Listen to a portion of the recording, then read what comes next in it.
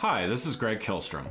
Welcome to Season 3 of the Agile World, where we discuss customer and employee experience, organizational and workforce transformation, and how business can adapt and continually improve in an agile age. The Agile World podcast is brought to you by TEKsystems, an industry leader in full-stack technology services, talent services, and real-world application. For more information, go to teksystems.com. To read more about the topics discussed in this show, you can go to my website at theagile.world and read my latest articles, or get a copy of my latest book, The Agile Workforce, now available on Amazon and other retailers. My name is Greg Kilstrom, and I'm the host of the Agile World podcast. I'm excited to introduce the final episode of a special three-part series where One North leader Ryan Horner discusses technology's role in customer experience strategies, brought to you by TEKsystems, an industry leader in full-stack technology services, talent services, and real-world application. Ryan, welcome to the show. Thanks, Greg. I really appreciate the opportunity, and I think that your agility theme is really important for all businesses to hear today. So I'm looking forward to being part of it. Wonderful. Love to hear that. Yeah, it definitely it applies in a lot of circumstances, particularly what we're going to talk about here. But why don't you tell me a little bit about your background and what you do at One North? Sure. So I'm the managing director of technology, and I've been with the business for 18 years. So I lead our various technology teams from solution architecture to hosting to tech operations and R&D. I feel really lucky to be a part of One North. I think we have a pretty special place with a lot of world-class people across all the disciplines necessary to help businesses do digital right, to help transform their businesses with digital. But I mean, I think a little bit more than that. My philosophy is that I really believe in the power of technology to improve our lives, but also our businesses. But I really feel that many businesses struggle with that. They feel like they're fighting the technology rather than wielding the technology. So while I love technology for technology's sake, I spend a lot of my time thinking about process and people and how to put those together with technology to make it actually work. That's great. Yeah, and definitely so needed. With I think a lot of people agree to the premise, right? That it's important, but actually doing it and operationalizing and improving it over time, I think that's where there's a lot of companies struggling with doing it right. So true. So yeah, let's jump in here, and from your perspective, what makes up a great customer experience, and why is it so important to get that right? So I think why it's so important is because you are living your brand every day in all the interactions you have with customers and prospects. And in a competitive world that we all live in, each one of those engagement opportunities is really a chance to either impress or repel. And so, relative to your competitors, it's really important that you make a positive impression. I think all great companies know that, and that's why we're talking a lot about being customer focused, or I think it was Amazon that used customer obsessed in a way to think about how you create customer experiences. But for a number of reasons that we'll probably talk more about today, this is challenging for many companies, and I think their digital interactions fall behind the way they want to project themselves. Maybe they're lost in the momentum of how they do things, their organizational structure, just legacy operational approaches to how they want to see themselves from the customer experience that gets in the way of that.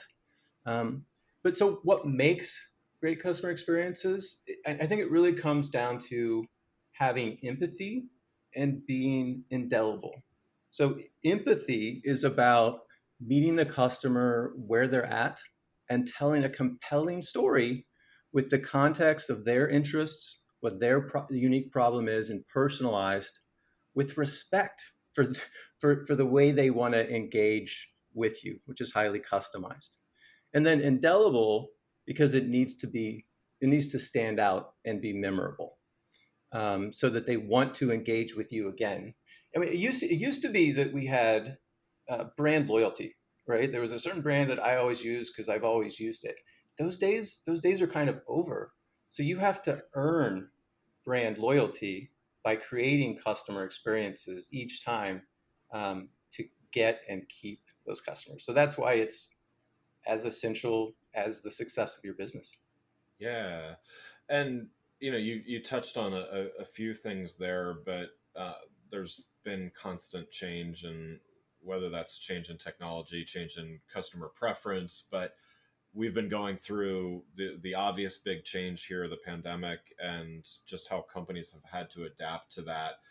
How has the pandemic impacted how brands communicate with their audiences? Hmm. Yeah, I mean, initially it was just kind of chaos, and there was the Right. the time frames and the trajectory are unknown. So I think we got to kind of throw that away, Yeah. because it's a Yeah. bunch of short-term thinking. But the dust has started to settle now, right? We're at the 12 months from inception. We're still working our way through, the other side and the new normal. But to me, it's really just accelerated a collection of trends which were already well underway. Um, and the new normal that we keep talking about is change.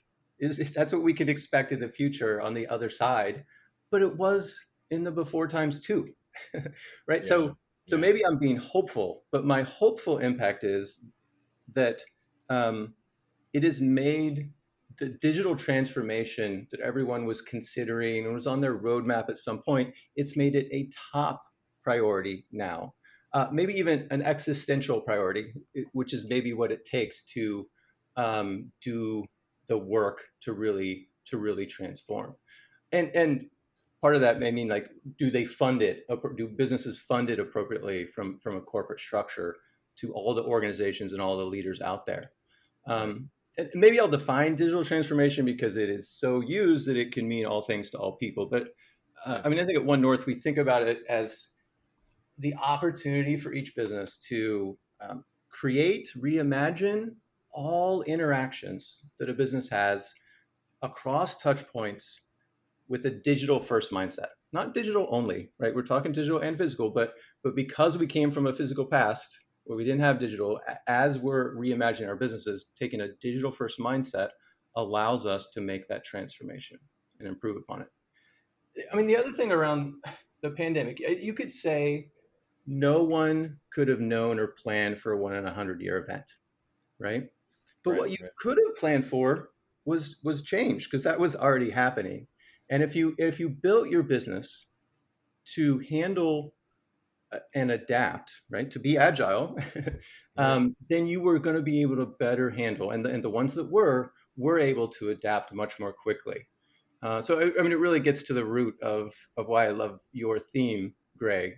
Is do businesses really buy into this notion of an unknown future and create a business that will thrive by adapting to that, as opposed to charting a course with clear predictions of the future that will be wrong and sticking to it?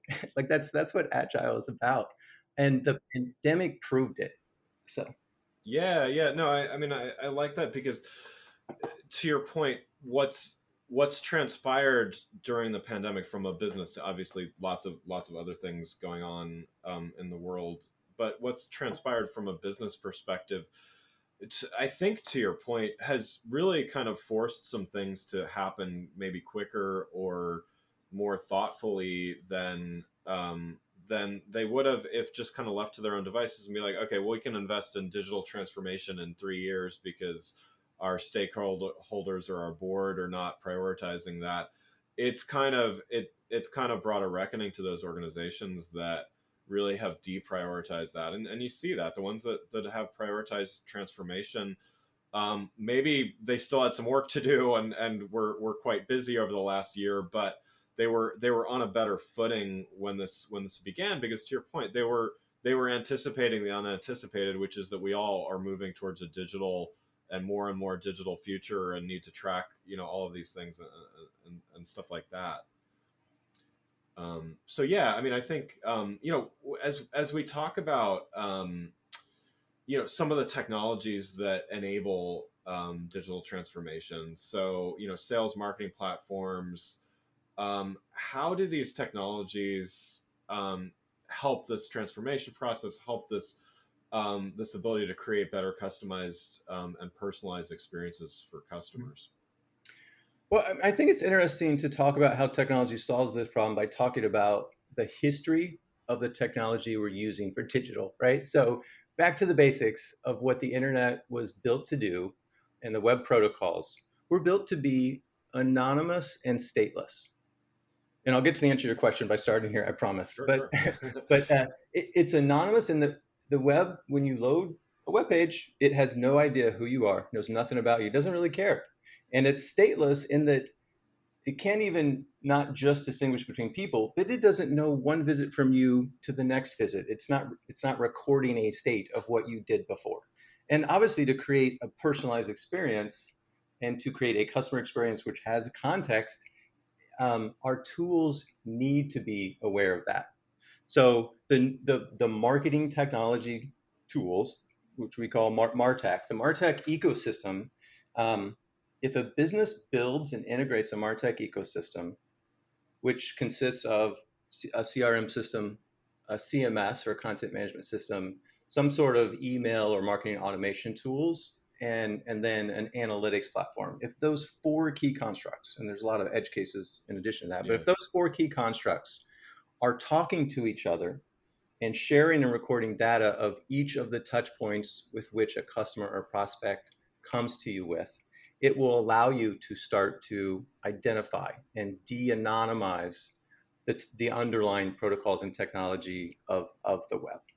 And once you have an identity, now we can start tracking history of what they've done in the past. Is this the first instance that we have?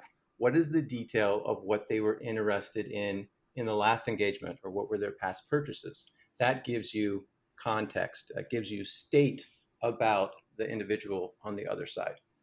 It can feel overwhelming and complex, but what I often ask customers and clients to do is to think what you would do if someone walked into your physical office or your store. Would you broadcast the exact same message to every one of them, regardless of what they were coming in with? Or would you ask them a little bit about what they're looking for? And obviously, you'd go to the latter. So, our web technology, for the most part, is doing and being treated as a broadcast message, all things to all people. Yeah. But our technology finally has the ability, if built, configured, and you have internal people and processes that know how to use it well, can know that information like you would ask if they walked in physically, and start to tailor the message to be the most compelling for what you know about them. Yeah, and I mean, I think the stats show that customers, not only do they respond better when content is and experiences are personalized, but they've come to expect it, right? So it's one of those things where if you're not doing it already, especially if you're reaching a large audience, it's really your competitors have been thinking about it and have been probably doing it for a while. How do you how do you talk with customers about that, sort that approach of like to get started, because they um just, is it, do you start with a small, pilot project? Like how do you usually get started with a personalization effort or things like that? Yeah, and it goes very much back to the agile principle of a minimally viable product, both so you can learn what works and doesn't work, and so you don't bite off more than you can chew. I think a lot of organizations are stuck in um, complexity of trying to launch we an approach that personalizes all experiences for all people. But you have to take a baby step. Yeah. The way the simplest way to think about it is to pick one component or one page that you have where you know one or two conditions about users that are coming to that digital experience, and then content that would fork based on that condition that you know that would be compelling. So sort of the C's there of like, keep it simple such that you can do a trial to, let's say the condition is that you know someone is coming looking for a job at your company versus someone is coming as a new potential customer. The marketing message, the digital experience you provide can really easily fork, and you have different content for that. So start respecting their time and their interest and the context of how they're coming to do that personalization. But you can and should start small to answer your question, rather than if you try and personalize all the things, you simply won't get started and launch it. Agile is the only way to create personalized experiences in a business. Like we were talking about earlier, I think most companies agree with the premise that um, that it's important to have great customer experience. Maybe they disagree on some of the execution of it or whatever, but they're not all doing it, and they're not all doing it well. What are some of the challenges that brands have when they're trying to use technology to enable great customer experience, and where might they typically go wrong? First thing to say is that you're not alone. it, it all are challenged to some degree. You're on a different point of the journey, and there's a whole lot of root causes. Maybe I'll try and pull out a few, but I mean, technical debt, lack of expertise in house to use the tools that make this work, um, organizational structure, just momentum of that's not how we do things, right? Like change is hard. So to get more specific about challenges and potential solutions to it, I think I'll go back to the marketing technology stack and ecosystem that you have, and making sure that it talks. So if you have isolated tools that create isolated experiences across touch points and maybe even across departments, if each department has their own technology, and neither the people or the technology itself is shared, you've created silos. What do customers want? They want a seamless journey across your business, and silos are the antithesis of that. Yeah, yeah. So it's technology has to talk, and then the teams have to talk. If you have a digital team and an in-store team or a physical team that work independently, are incented differently, have different budgets, or just if they don't talk, your customers will lose. You don't create empathetic, indelible experiences when you've got a disconnect of how your business goes to market, which effectively is what that's doing. And it may have made sense to segment those groups before you needed to create a unified digital experience. So it's really about connecting them seamlessly. Yeah. Um, and then I think for maybe organizations that are more mature around how they communicate and do agile processes, it could be that maybe they have too much data. So they are overwhelmed with so many tools and so many analytics reports that they actually can't make sense of that amount of big data.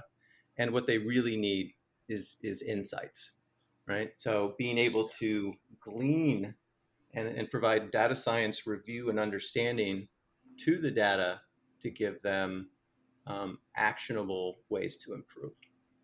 So to follow on that, then what?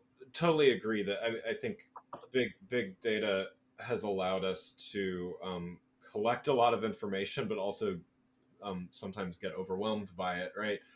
And maybe not be able to see the forest for the trees sometimes. What role should data play in a customer experience journey? I mean, in the changing world fueled by digital that we're talking about, data is the input that shows you where you should be going, shows you what's working, what's not working in real time from real users, right? In the before digital times, that was the dream state to be able to get that kind of insight. But a lot of businesses still aren't taking advantage of it. And if you look at historical quarterly numbers for sales, that's a backward looking metric. If you're trying to drive forward, leveraging a backward looking metric is never going to take you there, especially against competitors who are forward looking with real time data. So the role data plays is extremely valuable to effectively define our priorities and our focus. It's not something for the data science team to just do. It is the fuel and the light to share with the whole business, from product to sales to marketing, to allow us to effectively adapt. And it's the root of the agile process of saying, let's do a minimally viable product. Let's let real people see it, and the data from their experience will tell us where to focus, where we're falling short, and what to improve upon. To build on that then as well, when you're working with an organization and measuring success, what's the philosophy or what's the approach as far as what types of metrics should they be paying attention to, and and what should that be based on? Since every organization is a little bit different, and often competing priorities, but how do you coach and guide organizations in paying attention to the right types of metrics? Yep. So you're right. Everybody's unique, and so we need to align with that. But everyone should have their own KPIs or key performance indicators that the data will drive to, showing you what success is. And I think the general inclination is like, well, I want return on my investments. I want greater sales numbers or more eyeballs or more contacts. But I think we need to go a little deeper to make that actionable and attributable. um, right? Your goals have to be something that drive you, and so we got to go one more level of detail, and I think the way to talk about that is defining personas together about what the optimal sales journey is, all the discrete steps that could be taken, each of the forks in the road that an existing customer or prospect would have, and then making sure that we get reporting on all of those interactions, and whether certain ones increase or decrease the unique goals and outcomes that we want as a business. And that's where I'm going to be a little vague because it depends on industry and what really drives that business.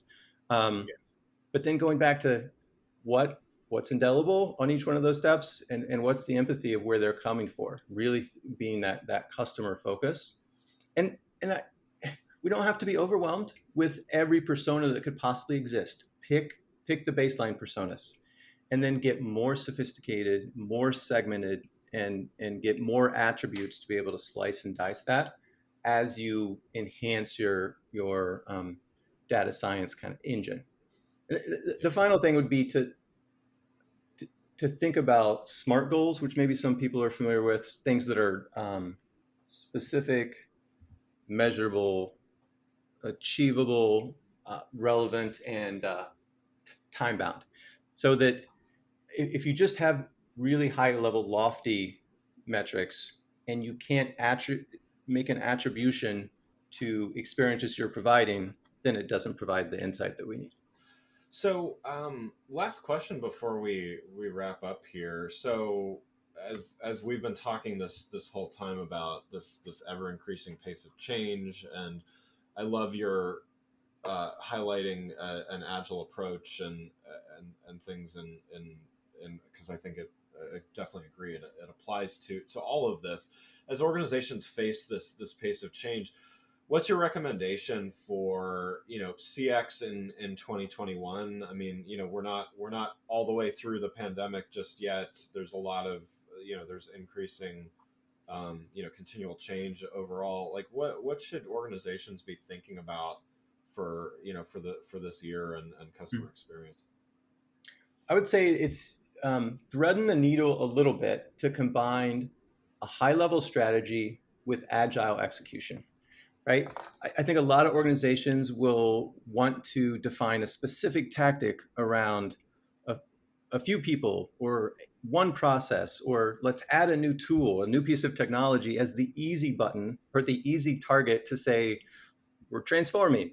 But our recommendation at One North is really to think holistically about a strategy and a high level roadmap, not a specific roadmap about when features will be delivered, but a high level roadmap about where you're going. What are your business drivers? What are your business goals and outcomes? Where are your investments going? Um, and making sure that that's a unified strategy and roadmap across your business units and departments, as opposed to being disconnected pockets. And once you have that, now we can be more agile, right? As the high level guidance, um, to us, allow each of us to go away and work and do a rationalization of your technology, um, Yeah. and create processes that allow you to iterate with an MVP approach and do lessons learned.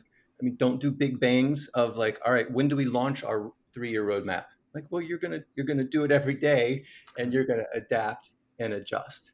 And I think one key thing that can really wrap your head around this as an organization is to think about your MarTech stack and your digital platform as a product of its own that you manage as a business, as an engine for how you go to market. The collection of your digital tools, your marketing technology stack, is your own product. And then what are all the roles and resources and planning that you do if you think of it holistically as one thing rather than disconnected pieces?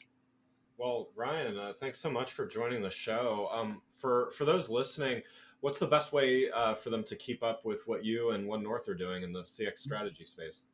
Yeah, onenorth.com is a great place to see all of our insights and our recent and past work. But I'm also happy for anyone to reach out to rhorner at onenorth.com. I love brainstorming and talking to organizations and people about their agile and digital journeys.